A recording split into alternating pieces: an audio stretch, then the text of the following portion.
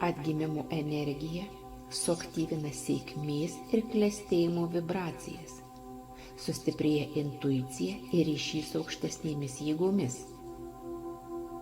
Kaip mums reikėtų pasinaudoti šiuo magišku periodu? Pirmiausia, išvalykite savo erdvę. Uždėkite baltą arba levandų žvakę, atverkite langus ir tyliai pakartokite. Lengvai, laisvai šviesa tekėk, dulkes ir abejonės su vėju išnešk. Antra, suderinkite savo vibracijas su gausa.